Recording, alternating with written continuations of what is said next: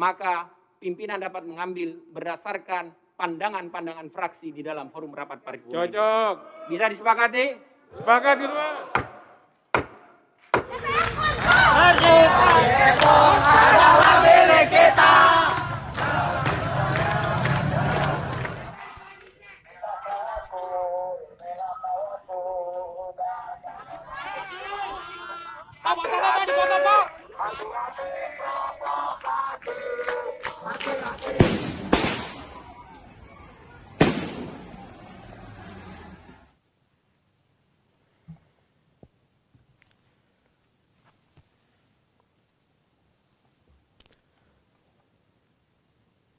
Assalamualaikum warahmatullahi wabarakatuh. Bapak, Ibu, saudara-saudara sebangsa setanah air, pagi tadi saya telah memimpin rapat terbatas secara virtual tentang Undang-Undang Cipta Kerja bersama jajaran pemerintah dan para gubernur. Dalam undang-undang tersebut terdapat 11 klaster yang secara umum bertujuan untuk melakukan reformasi struktural dan mempercepat transformasi ekonomi. Adapun klaster tersebut adalah urusan penyederhanaan perizinan, urusan persyaratan investasi, urusan ketenagakerjaan, urusan pengadaan lahan, urusan kemudahan berusaha, urusan dukungan riset dan inovasi, urusan administrasi pemerintahan, urusan pengenaan sanksi, urusan kemudahan pemberdayaan dan perlindungan UMKM, urusan investasi dan proyek pemerintah, serta urusan kawasan ekonomi. Dalam rapat terbatas tersebut, saya tegaskan mengapa kita membutuhkan Undang-Undang Cipta Kerja. Pertama, setiap tahun ada sekitar 2,9 juta penduduk usia kerja baru, anak muda yang masuk ke pasar kerja, sehingga kebutuhan atas lapangan kerja baru sangat-sangat mendesak. Apalagi di tengah pandemi, terdapat kurang lebih 6,9 juta pengangguran dan 3,5 juta pekerja terdampak pandemi COVID-19. Dan sebanyak 87% dari total penduduk bekerja memiliki tingkat pendidikan setingkat SMA ke bawah, di mana 39% berpendidikan sekolah dasar.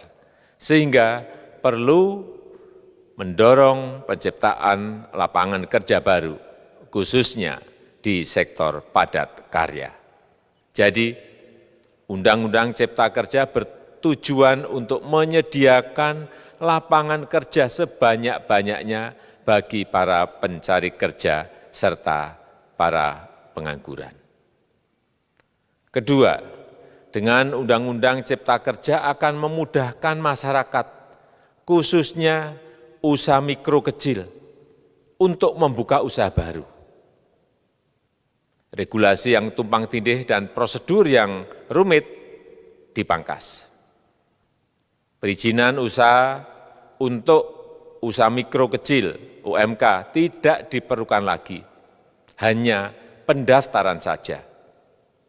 Sangat simpel. Pembentukan PT atau perseroan terbatas juga dipermudah. Tidak ada lagi pembatasan modal minimum. Pembentukan koperasi juga dipermudah. Jumlahnya hanya 9 orang saja. Koperasi sudah bisa dibentuk. Kita harapkan akan semakin banyak koperasi-koperasi di tanah air. UMK, usaha mikro kecil yang bergerak di sektor makanan dan minuman, sertifikasi halalnya dibiayai pemerintah, artinya gratis. Izin kapal nelayan penangkap ikan misalnya, hanya ke unit kerja Kementerian KKP saja. Kalau sebelumnya harus mengajukan ke Kementerian KKP, Kementerian Perhubungan, dan instansi-instansi yang lain, sekarang ini cukup dari unit di Kementerian KKP saja. Ketiga, Undang-Undang Cipta Kerja ini akan mendukung upaya pencegahan dan pemberantasan korupsi. Ini jelas karena dengan menyederhanakan, dengan memotong, dengan mengintegrasikan ke dalam sistem perizinan secara elektronik, maka pungutan liar, pungli dapat dihilangkan. Namun, saya melihat adanya unjuk rasa penolakan Undang-Undang Cipta Kerja yang pada dasarnya dilatar belakangi oleh disinformasi mengenai substansi dari undang-undang ini dan hoax di media sosial. Saya ambil contoh, ada informasi yang menyebut tentang penghapusan UMP, upah minimum provinsi, UMK, upah minimum kota kabupaten, UMSP, upah minimum sektoral provinsi. Hal ini tidak benar, karena faktanya upah minimum regional, UMR, tetap ada. Ada juga yang menyebutkan bahwa upah minimum dihitung per jam. Ini juga tidak benar. Tidak ada perubahan dengan sistem yang sekarang. Upah bisa dihitung berdasarkan waktu dan berdasarkan hasil.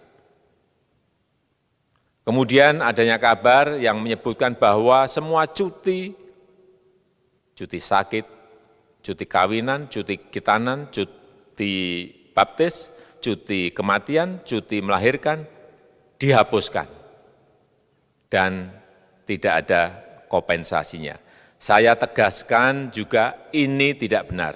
Hak cuti tetap ada dan dijamin. Kemudian apakah perusahaan bisa mem-PHK kapanpun secara sepihak? Ini juga tidak benar. Yang benar, perusahaan tidak bisa me-PHK secara sepihak. Kemudian juga pertanyaan mengenai benarkah jaminan sosial dan kesejahteraan lainnya hilang. Yang benar, jaminan sosial tetap ada. Yang juga sering diberitakan tidak benar adalah mengenai dihapusnya AMDAL, analisis mengenai dampak lingkungan. Itu juga tidak benar. AMDAL tetap ada. Bagi industri besar harus studi AMDAL yang ketat. Tetapi bagi UMKM lebih ditekankan pada pendampingan dan pengawasan. Ada juga berita mengenai Undang-Undang Cipta Kerja ini mendorong komersialisasi pendidikan. Ini juga tidak benar. Karena yang diatur hanyalah pendidikan formal di kawasan ekonomi khusus, di KEK. Sedangkan perizinan pendidikan tidak diatur di dalam Undang-Undang Cipta Kerja ini. Apalagi perizinan untuk pendidikan di pondok pesantren. Itu tidak diatur sama sekali dalam Undang-Undang Cipta Kerja ini. Dan aturannya yang selama ini ada tetap berlaku. Kemudian diberitakan bahwa keberadaan bank tanah. Bank tanah ini diperlukan untuk menjamin kepentingan umum, kepentingan sosial, kepentingan pembangunan nasional, pemerataan ekonomi, dan konsolidasi lahan serta reforma agraria.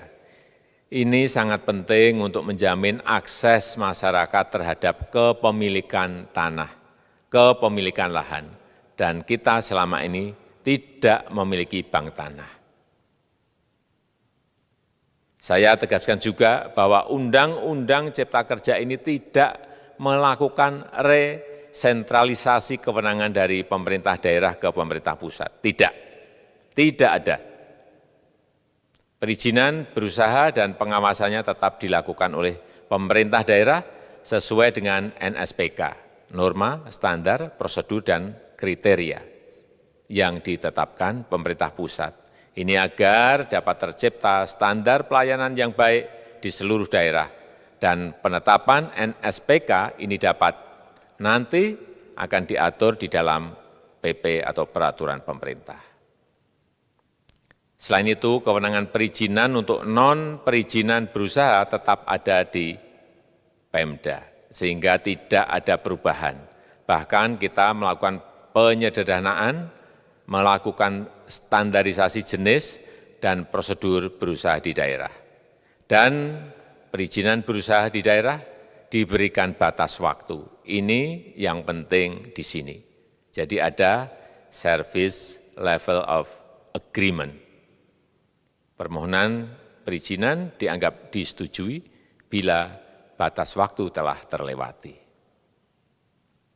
Saya perlu tegaskan pula bahwa Undang-Undang Cipta Kerja ini memerlukan banyak sekali peraturan pemerintah atau PP dan peraturan presiden atau Perpres. Jadi setelah ini akan muncul PP dan Perpres yang akan kita selesaikan paling lambat 3 bulan setelah diundangkan. Kita pemerintah membuka dan mengundang masukan-masukan dari masyarakat dan masih terbuka usulan-usulan dan masukan dari daerah-daerah. Pemerintah berkeyakinan melalui Undang-Undang Cipta Kerja ini jutaan pekerja dapat memperbaiki kehidupannya dan juga penghidupan bagi keluarga mereka. Dan kalau masih ada, jika masih ada ketidakpuasan terhadap Undang-Undang Cipta Kerja ini, silahkan mengajukan uji materi atau judicial review melalui MK, Mahkamah Konstitusi. Sistem ketatanegaraan kita memang mengatakan seperti itu. Jadi, kalau masih ada yang tidak puas dan menolak, silahkan diajukan uji materi ke MK. Saya rasa itu yang bisa saya sampaikan pada kesempatan yang baik ini. Terima kasih. Wassalamualaikum warahmatullahi wabarakatuh.